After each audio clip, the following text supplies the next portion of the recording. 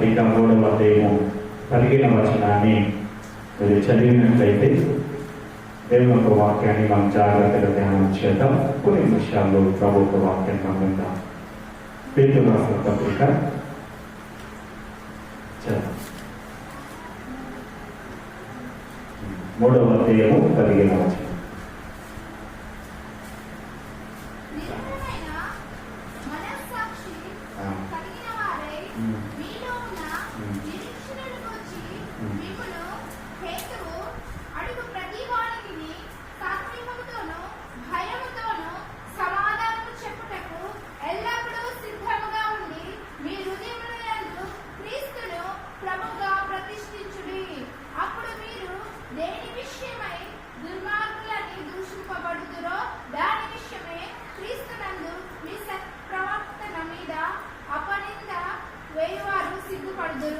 దేవునికి స్తుతి కలుగుగా. హల్లెలూయా.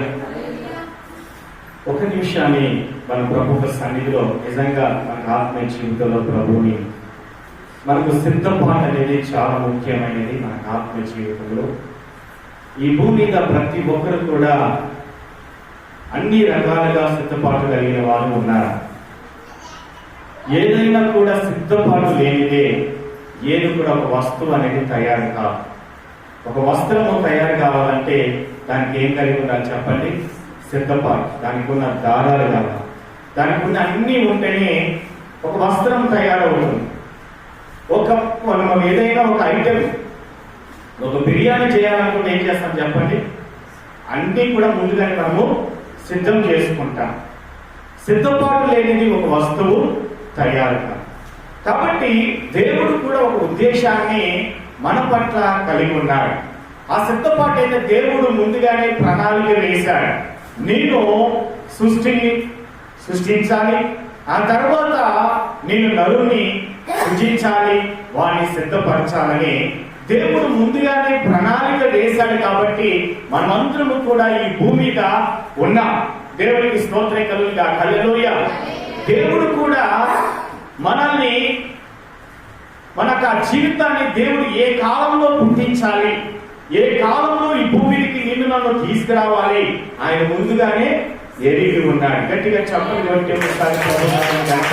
హల్లెలూయా. కాబట్టి ఈ లోకంలో మనం ఒక విషయాన్ని గమనించిన సిద్ధపాటు అనేది మనకు ఆత్మీయ జీవితంలో చాలా ముఖ్యమైనది, ప్రధానమైనది అని మనం తెలుసుకుంటాం. చూడండి, బైబిల్ గ్రంథంలో మీరు నిర్మలమైన మనస్సు గలవారే, మీలో ఉన్న నిరీక్షణ గురించి మిమ్మల్ని ఏతులు అడుగు ప్రతివానికి స్వార్థికముతోను భయముతోను సమాధానం చెప్పుటకు ఎల్లప్పుడూ సిద్ధముగా ఉంది. ఎల్లప్పుడు అంటే మీరు అర్థం చేసుకోవాలి. అంటే ఎప్పుడు చెప్పండి?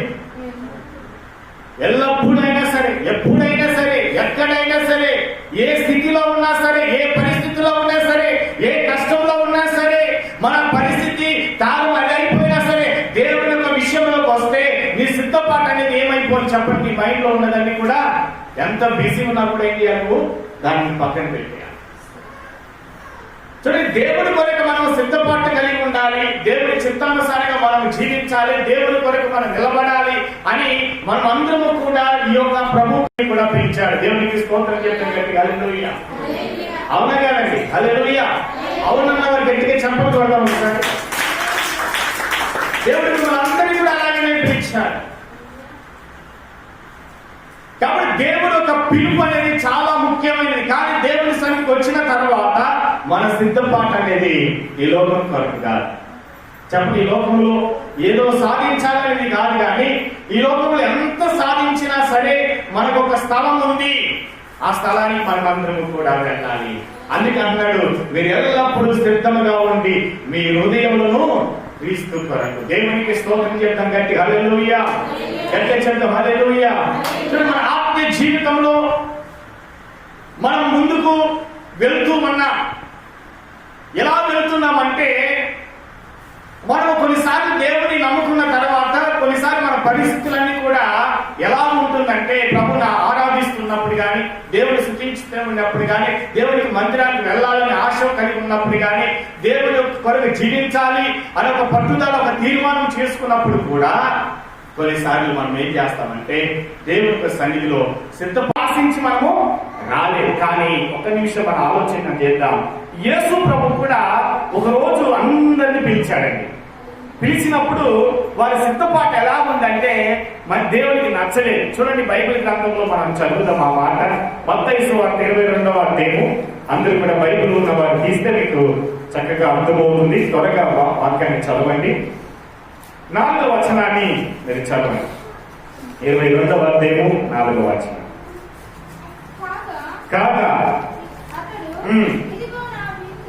ఇదిగో నా విందు సిద్ధపరిచి ఉన్నాను, ఆ ఎద్దులను, ఆ క్రొవ్విన పశువులను,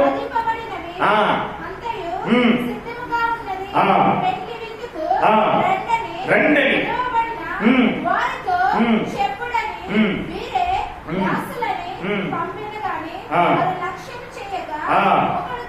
ఒకడు తన పొలమునకు మరొకడు వర్తకమునకు వెళ్ళిది. తక్కిన వారు చంపిరి. కాబట్టి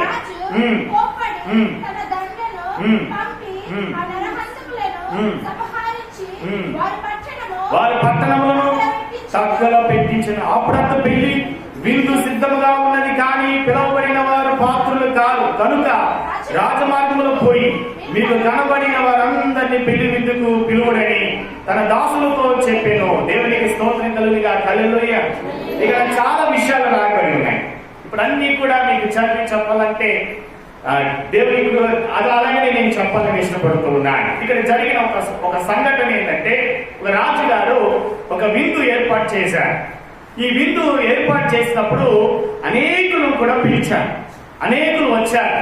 కానీ కొంతమంది పిలిచినప్పుడు వాళ్ళు రాలేదు. చెప్పండి, కొంతమంది పిలిచినప్పుడు రాలేదు. ఇంకొంతమంది సిద్ధంగా లేరన్నారు. ఇంకొంతమంది వెళ్లే వారిని కూడా చంపేశారు. ఇంకొంతమంది ఎలా ఉన్నారంటే రకరకాల ఆలోచనలతో వాళ్ళ జీవితంలో చూడండి ఆ పెళ్లి విందుకు వెళ్ళలేదు. ఇంకొంతమంది పిలవకపోయినా సరే వెళ్ళి. ఇంకొంతమంది ఎలా ఉన్నారంటే వాళ్ళు సిద్ధముగా లేకుండా, సిద్ధపడకుండా పెళ్లి విందుకు వెళ్ళాడు. ఒకటి ఎలా వెళ్ళాడంటే చూడండి, అక్కడ ఒక విషయం రాయబడి ఉంది. 12 వచనాన్ని మీరు చూసి, స్నేహితుడా పెళ్లి వస్త్రము లేక ఇక్కడ ఎలాగో వచ్చిందివని అడగగా వాడు మౌనంగా ఉండేను. గట్టిగా చెప్పగలుగుతాం. నా స్నేహితుడా, నీకు పెళ్లి వస్త్రాలు లేకుండా ఎందుకు విందుకు వచ్చావు? ఈ మాట అడగగానే అతడు చాలా మౌనంగా ఉన్నాడు. అప్పుడు ఆ వ్యక్తి అన్నాడు, ఇక్కడ అంతటా రాజు వీడి కాళ్ళు చేతులు కట్టి వెలుపట్టి చీకట్లో త్రోసివేయుడు, అక్కడ ఏడుపును పండ్లు కొరుకుతాయి ఉండునని పరిచారికులతో చెప్పగా, పిలువబడిన వారు అనేకులు, ఏర్పరచబడిన వారు కొందరే అని చెప్పారు. దేవునికి స్తుతి చెప్తాం. హల్లెలూయా. ఈ రోజుల్లో చాలా మంది క్రైస్తవ జనాంగం దేవుని మార్గంలో రావడానికి గుంపులుగా రావచ్చు, దేవుని ఆరాధించడానికి రావచ్చు, దేవుని స్తుతించడానికి రావచ్చు, ఏదో మేలు దొరుకుతుందని, లేకపోతే స్వస్థత కొరకే రావచ్చు, లేకపోతే అప్పుడు సమస్య కొరకు రావచ్చు, రకరకాల ఇబ్బందులతో యేసు ప్రభు దగ్గరికి రావచ్చు. కానీ దేవునికి వాక్యం తెలియజేస్తా ఉంది, కొందరు ఎలా ఉన్నారంటే దేవుడు పిలవకపోయినా సరే, కొంతమంది ఎలా ఉన్నారంటే వస్తున్నారు కానీ సిద్ధపాటు లేకుండా చాలా మంది ఉన్నారు. ఎలా ఉన్నారు చెప్పండి? క్రైస్తవులు అంటే దేవుడిని అంగీకరించిన వారు ఏ విషయంలో సిద్ధపాటు కలిగి ఉండాలి? మొట్టమొదటిగా చెప్పండి, పరిశుద్ధత. చెప్పండి, అందరూ కలిసి చెప్తాం. పరిశుద్ధత, పవిత్రత, యథార్థత మనకు విశ్వాస యాత్రలు ఇవన్నీ కూడా ప్రాముఖ్యమైన జీవితంలో, మన జీవితంలో సిద్ధపాటు అనేది చాలా ముఖ్యమైనదని మనం తెలుసుకోవాలి. నీ తెలుసుకోకుండా నా భార్య తెలుసుకోవాలి, నేను నా భార్య తెలుసుకోవాలి, నా పిల్లలు కూడా తెలుసుకోవాలి. దేవునికి స్తోత్రం కలుగునుగా. హల్లెలూయా. గట్టిగా చెప్తాం హల్లెలూయా. రెండు చేతులు చెప్తాం గట్టిగా హల్లెలూయా. ప్రతి ఒక్కరు కూడా దేవుని చిత్తములో ప్రతి ఒక్కరు సిద్ధపాటు చాలా అవసరమని దేవుడు ఈ రోజు నీతో నాకు తెలియజేస్తూ ఉన్నాడు. కానీ ఇంకొందరు ఏం చేస్తున్నారంటే దేవుడు నమ్ముతున్నారు, విశ్వాసిస్తున్నారు, దేవుడు అంటే ఇష్టమే, దేవుడు అంటే చాలా ఇష్టపడుతున్నారు, కానీ దేవుని యొక్క సన్నిధిలో సిద్ధపాటు లేకుండా ఎంతో మంది దేవుని ఆరాధిస్తున్నారు, దేవుని నమ్ముతున్నారు. బాప్తిసం తీసుకొని కూడా సిద్ధపాటు లేదు. అందుకే అన్నాడు, ఈ విందులో ఒక స్నేహితుడు వచ్చాడు, వారి వస్త్రాలు ఎలా ఉన్నాయంట చెప్పండి, మొత్తం కూడా చినిగిపోయినా, వారి వస్త్రాలు ఎలా నలిగిపోయి, వారి వస్త్రాలు మురికితో ఉంది. వారి వస్త్రాలు ఎలా ఉన్నాయంటే తెల్లని వస్త్రాలు లేకుండా ఆ విందుకు అతడు హాజరయ్యాడు. నువ్వెవరయ్యా అంటే మీరు చెప్పండి, అతడు మౌనంగా ఉన్నాడు. రేపు దేవుడు నిన్ను నన్ను అడుగుతాడు, ఎందుకంటే సిద్ధపాటు లేకుండా అనేకులు వస్తారు కదా. తీర్పు దినంలోనికి అనేకులు వస్తారు, ఆయన ముందు నిలబడతారు. అందరినీ కూడా దేవుడు ప్రశ్న అడుగుతారు, మీరు ఎవరు? మీరు అనవచ్చు, అయ్యా నేను నా పేరు అప్పుడు సుబ్బాయి నాయుడు, ఇప్పుడు నా పేరు మార్చుకున్నాను, దావీదుగా మార్చుకున్నాను, లేకపోతే యేసప్పుగా మార్చుకున్నాను అని నువ్వు చెప్తే, ఓ సుబ్బానాయుడిగా ఉన్న నువ్వు యేసప్పు కావచ్చు, కానీ నీ పేరు మాత్రం పరలోకములో లేదయ్యా, నువ్వెవరో నాకు తెలియదు అంటాడు. ఎందుకంటే పేరు మార్చుకున్నాడు కానీ తన భర్తను మార్చుకోలేదు, తన జీవితాన్ని మార్చుకోలేదు, తన అలవాట్లను మార్చుకోలేదు, తన మాటలను, తన ప్రవర్తన, తన చెడు నడత, చెడు సావాసాన్ని ఏ మాత్రం కూడా మార్చుకోలేదు. అలాగనే దేవుని సన్నిధికి వస్తూ ఉన్నాడు కానీ, దేవుని ఆరాధిస్తున్నాడు కానీ, అతడు రహస్యంగా అనేకమైన తప్పుడు మార్గాన్ని ఎంచుకుంటున్నాడు. దేవుడు చూస్తున్నాడు కదా అని అనుకోవట్లేదు, అతను ఎవరు నన్ను చూడట్లేదు అని అనేకులు ఈనాడు ఎంతో మంది కూడా సిద్ధపాటు కలిగి ఉన్నారు అని మనం గుర్తెరగాలి. దేవునికి స్తోత్రం కలుగుగా. హల్లెలూయా, గట్టిగా చెప్తాం, హల్లెలూయా, హల్లెలూయా. దేవుడు నన్ను ఒక విషయాన్ని అడుగుతున్నాడు, ఎందులో చిక్కబడి ఉన్నావు, ఎందులో చిక్కుకున్నావు, ఏ పరిస్థితిలో చిక్కుకున్నావు? ఒక్కసారి మనం ఆలోచించాలి, సిద్ధపాటు కలిగి ఉండాలి. చూడండి, మన ఉదయం నుంచి చూడండి, ఆదివారం అయితే దేవుని ఆరాధించడానికి సిద్ధపడుతూ ఉంటాం. కొంతమంది సిద్ధపాటు ఎలా ఉంటదంటే, పాటలు అయిపోయినాక వెళ్తాం. ఎలా ఉంటుంది చెప్పండి? నిజంగా కొంతమందికి ఎలా ఉంటుంది, పాటలు అంతా అయిపోయినాక ఆరాధనకు వెళ్తాం, ఆరాధనకు లేకపోతే వాకింగ్ టైం అని వెళ్ళి కూర్చుంటాం అని సిద్ధపాటు కలిగిన వాళ్ళు ఉంటారు. చూడండి, వీరి యొక్క జీవితంలో మనం ఒకసారి ఆలోచన, దేవుడు అలా ఉండమని చెప్పాడు. సరే, మన డ్యూటీకి వెళ్ళేటప్పుడు ఎన్ని గంటలకు వెళ్తామండి? సరే, చాలా సార్లు వాక్యాలు వింటూ ఉన్నాం, టైంకి రావాలి, దేవుని ఆరాధించడానికి టైంకి రావాలి, ఇది చేయాలి, అది చేయాలి ఆలోచన. ప్రతి రోజు కూడా వాక్యాలు వింటాం, కానీ మన సిద్ధపాటు ఏమవుతుందంటే కొన్నిసార్లు మన శరీరమే మనకి సహకరించదు. కొన్నిసార్లు మనము ఏదో విధంగా దేవుని ఆరాధించడానికి వెళ్ళాలనుకుంటాం, కానీ సహకరించు. దేవునికి స్తోత్రం కలుగుగా. హల్లెలూయా. చూడండి, మన జీవితంలో దేవుని యొక్క సన్నిధిలో మనం అన్ని విషయంలో సిద్ధపాటు కలిగి ఉంటాం. అందుకే అంటాడు యెషయా గ్రంథం, నీవు సిద్ధముగా ఉండము, నీతోటి ఉన్న వారిని సిద్ధపరచుము, అలాగనే నీకు తెలిసిన వారిని సిద్ధపరచుము, ప్రకటించమంటాడు. గట్టిగా చెప్పకూడదు. యెషయా గ్రంథంలో మనం చూడగలుగుతాం. కొన్నిసార్లు మనమే సిద్ధపాటు కలిగి ఉంటాం, కానీ ఇతరులను సిద్ధపరచడానికి పరిగెత్తుతూ ఉంటాం. చూడండి, మనకి జీవితంలో కొన్నిసార్లు దేవుడు ఎన్నో కార్యాలు చేయడానికి ఇష్టపడుతూ ఉంటాడు, కానీ మనం ఏం చేస్తాం, ఆ కార్యాలు మర్చిపోతూ ఉంటాం. కానీ ఒక రోజు ఒక యవనస్తుడు గురించి చెప్తాను వినండి. ఆ యవనస్తుడు తన జీవిత కాలంలో ఎలాగో ఉండేవాడంటే దేవుని యొక్క చిత్తానుసారంగా జీవించేవాడండి. ఒక యవనస్తుడు ఒకప్పుడు ఒక సంఘములో ఎలా ఉన్నాడంటే, నిజంగా జరిగిన విషయాన్ని మీకు తెలియదు, ఆయన చెప్పిన సాక్ష్యాన్ని మీకు చెప్తూ ఉన్నాను. ఆ యవనస్తుడు తన జీవిత కాలంలో దేవుని కొరకు మాత్రమే సిద్ధపాటు కలిగిన వాడండి. అతడు ఎలాంటి వాడంటే, అతడు పాటలు పాడేవాడు, ఆరాధించే వాడండి. ఏం చేసేవాడు అతడు? ప్రతి ఆదివారం కానీ ప్రతి రోజు దేవుని ఆలయంలో ప్రార్థన జరిగేటప్పుడు దేవుని ఆరాధించేవాడు, పాటలు పాడేవాడు. అతను పాటలు పాడుతూ ఉంటే, అతను దేవుని స్తుతిస్తూ ఉంటే, అతను దేవుని ఆరాధిస్తుంటే సంఘములో ఉన్న వారందరూ కూడా పరిశుద్ధాత్మతో నింపబడేవారు. అలాగే దేవుని ఆరాధించేవాడు, దేవుని స్తుతించేవాడు. అప్పుడు ఒక రోజు ఇలాగ దేవుని ఆరాధిస్తూ, దేవుని గణపరుస్తూ, దేవుని స్తుతిస్తూ ఉండగా తన జీవిత కాలంలో ఎప్పుడు ఎదురు కాని ఒక సంఘటన అతనికి ఎదురైంది. అందరూ కూడా బ్రదర్ మీరు చాలా దేవుని ఆరాధిస్తున్నారు, ఇలాగే దేవుని ఆరాధించండి అని చెప్పేవాడు. పాస్టర్ గారు కూడా ఎంతగానో ఎంకరేజ్ చేసేవాడు. సంఘంలో మంచి పేరు, సమాజంలో మంచి పేరు. అతను ఎప్పుడు కూడా ఎలాంటి తప్పు మార్గంలో నడవకుండా తన పరిశుద్ధ జీవితాన్ని కాపాడుకుంటూ, తన సాక్ష్యాన్ని కాపాడుకుంటూ సంఘంలో ఎంతో నమ్మకస్తుడిగా ఉన్న యవనస్తుని జీవితంలో ఒక సంఘటన ఎదురైందండి. దేవునికి స్తోత్రం కలుగుగా. హల్లెలూయా.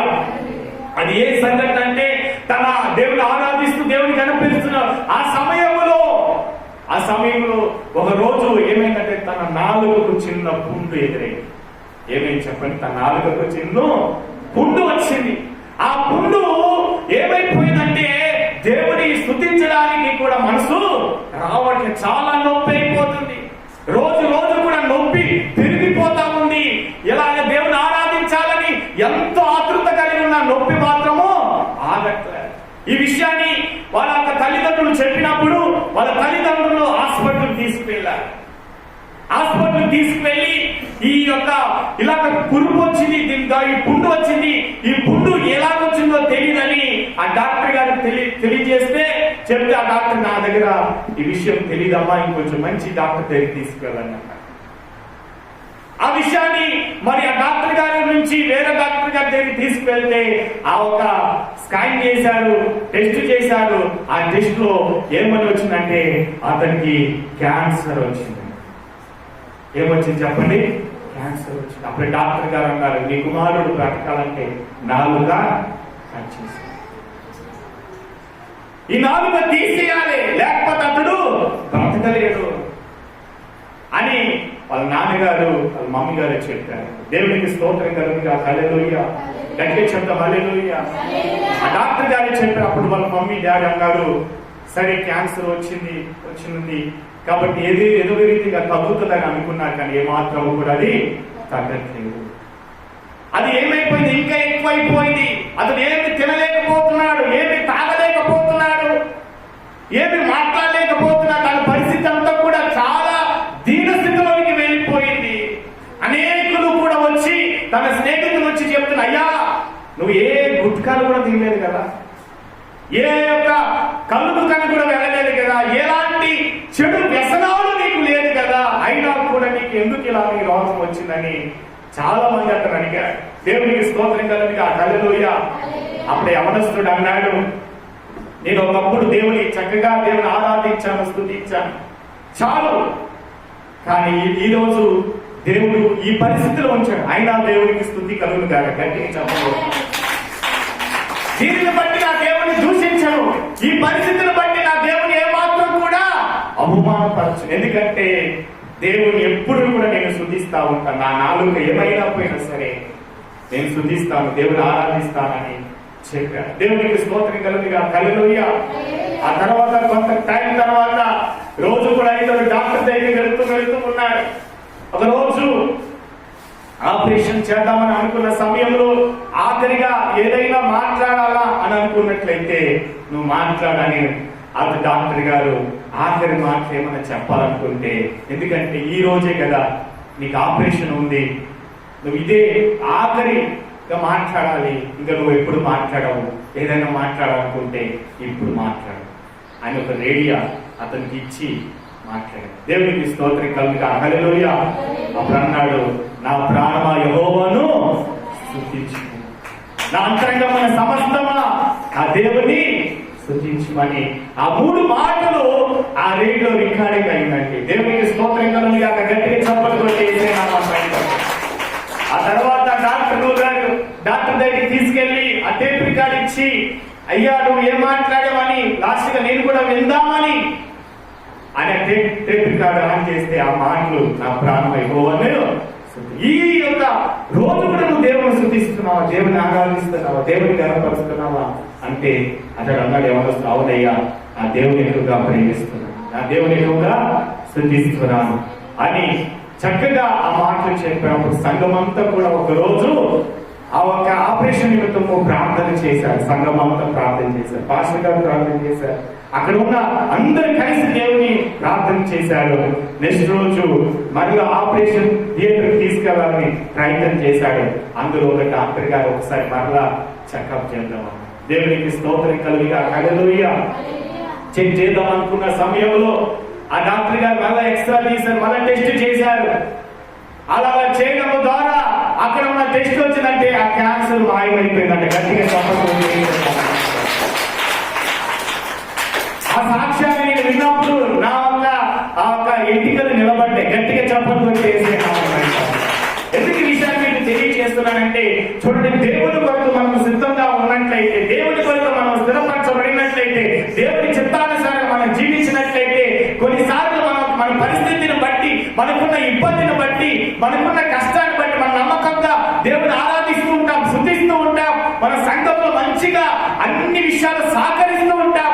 అప్పుడే సాతానుడు లేకపోతే ఏదో ఒకటి బలహీనత, కష్టము మనకు ఎదురైనప్పుడు అనేకులు మనల్ని చూసి అవమానపరుస్తూ ఉంటారు. నువ్వు చర్చికి వెళ్తున్నావు, అయినా కూడా నీకు ఇన్ని అప్పులు ఉన్నాయి. నువ్వు దేవుని ఆరాధిస్తున్నావు, అయినా కూడా నీకు ఇన్ని రోగాలు ఉన్నాయి. నీ పరిస్థితి ఏమీ కూడా బాగలేదు. నువ్వు సంపాదిస్తున్న డబ్బంతా కూడా వేస్ట్ అయిపోతున్నాయని అనేకులు కూడా నిన్ను అవమానపరచవచ్చు. కానీ నువ్వు దేవుని కొరకు నిలబడినట్లయితే దేవుడు అన్నిటిని మాయం చేసేస్తాడు. గట్టిగా చెప్పగలుగుతాం. మనుషులు మాయం చేసినట్టు. చూడండి, ఒక ఐస్ గడ్డ ఎలా ఉంటుంది చూడడానికి, చెప్పండి, చాలా పెద్దగా ఉంటది. అది కొన్ని గంటలు ఎండలో పెట్టినట్లయితే చెప్పండి, అంతలో ఏమైపోతుంది? అది ఆవిరైపోతుంది. నీ సమస్య కూడా అలాగే ఆవిరైపోతుంది, నీ కష్టం కూడా అలాగే ఆవిరైపోతుంది, నీ పరిస్థితి కూడా అలాగే ఆవిరైపోతుంది. గట్టిగా చెప్పండి. నీ దేవునికి స్తుతి కలుగుగా, హల్లెలూయా. కొన్నిసార్లు మన పరిస్థితిని బట్టి, మనకున్న ఇబ్బందిని బట్టి, మనకున్న కష్టాన్ని బట్టి, మనకున్న వ్యాధిని బట్టి, మనకున్న సమస్యలను బట్టి మనం కృంగిపోతూ ఉంటాం. కానీ దేవుడు అంటున్నాడు, నువ్వు దేవుని కొరకు నిలబడినట్లయితే, దేవుని కొరకు నిలబడినట్లయితే దేవుడు నేను అన్ని విషయంలో పైకి తీసుకొస్తాను. దీన్ని ఎంతమంది నమ్ముతున్నారండి? నమ్మిన వాళ్ళు చెప్తాను. గట్టిగా చెప్పలు కూడా సరే అంటే నాకు గట్టిగా సంతోషంగా చెప్తాం. హల్లెలూయా, హల్లెలూయా. కాబట్టి మన ఆత్మీయ జీవితంలో దేవుడు చేయవలసిన ఎన్నో ఉన్నాయి. అందుకే మనం దేవుని ఎక్కువగా దేవుని స్తుతించాలి. అందుకే చూడండి, బైబిల్ గ్రంథంలో యోహాను యెషయా గ్రంథం 56వ అధ్యాయం 1వ వచనాన్ని మీరు చూసినట్లయితే అక్కడ దేవుని ఒక వాక్యం ఈ రీతిగా రాయబడి ఉంది. చూడండి, ఎప్పుడు కూడా మనం నీతి విషయంలో చాలా జాగ్రత్తగా ఉండాలంట. నీతి విషయంలో చాలా జాగ్రత్తగా మనము జీవించాలంట. దేవునికి స్తోత్రం కలుగుగా, హల్లెలూయా. చూడండి, 56వ అధ్యాయము 1వ వచనాన్ని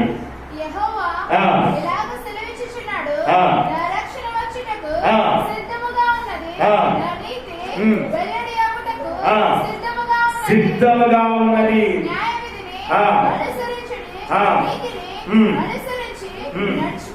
నడుచుకోండి. దేవునికి స్తోత్రం కలుగుగా, హల్లెలూయా.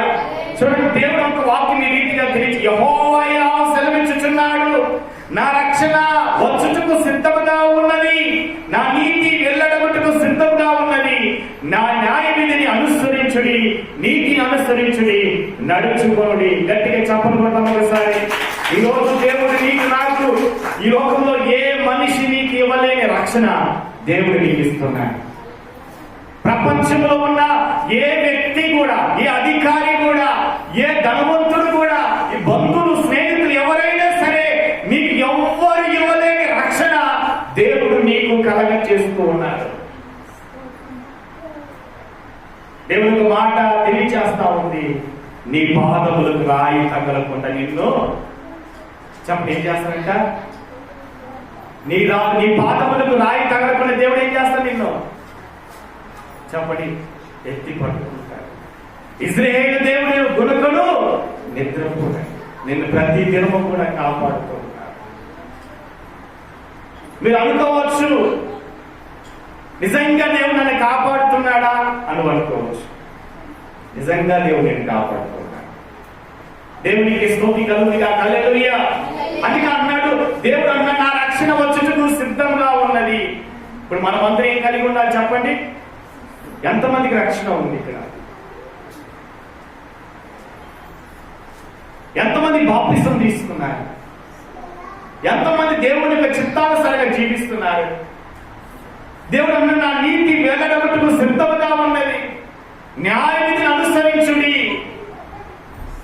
నీతిని అనుసరించి నడుచుకునుడి అంటున్నాడు. ఈరోజు దేవుడు నిన్ను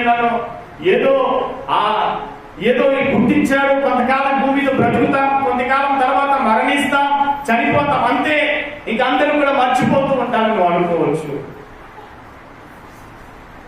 కానీ దేవుడు అంటూ ఉన్నాడు, నీకు ఒక భవిష్యత్తు ఉంది. ఆ భవిష్యత్తు ఎలా ఉండబోతుందంటే నిజంగా ఆకలి లేని రాజ్యం. చెప్పండి, తప్పిక లేని రాజ్యం. కష్టాలు, నష్టాలు, రోగాలు, వ్యాధులు లేని రాజ్యం అని గుర్తెరగా. ఏదో ఈ మాట మీకు అనుకుంటున్న చిన్నపిల్లలకు చెప్పినట్టుగా ఇది తింటే నీకు ఆకలి తీరిపోతుంది అన్నట్టు కాకుండా దేవుని వాక్యాన్ని దాన్ని బలంగా నమ్ముతాం. గట్టిగా చెప్పడం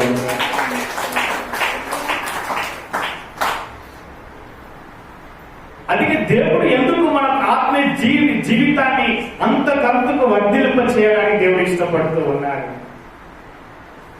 ఎలాగ మనం సిద్ధపాటు కలిగి ఉండాలి? మనకు రక్షణ విషయంలో కావచ్చు, నీతి విషయంలో కావచ్చు, న్యాయం విషయంలో కావచ్చు, మనకు సిద్ధపాటు అనేది చాలా ముఖ్యమైనది. చెప్పండి, ఏ విషయాలు చెప్పండి? రక్షణ, మొట్టమొదటిగా రక్షణ. సరే, ఒక యుద్ధానికి వెళ్ళాలంటే అసలు సిద్ధపాటు లేకుండా వెళ్తామా? ఒక యుద్ధానికి ఒక సైనికుడు యుద్ధానికి వెళ్ళాడు అనుకోండి, అతని చేతిలో గన్ను లేదు, ఏం లేదు చెప్పండి. గన్ను లేకుండా యుద్ధానికి బయలుదేరాడు అనుకోండి, ఏమవుతాడు? అతడు చచ్చిపోతాడు. ఏమవుతాడు చెప్పండి? అతనికి ఏముండాలి? గన్ను ఉండాలి, మంచి తుఫాయి ఉండాలి, అతనికి కావలసిన ఆ యుద్ధంలో అతనితో ముందు పోరాడే అవన్నీ ఆయుధాలు అతనికి ఉండాలి, మంచి కోట్ ఉండాలి,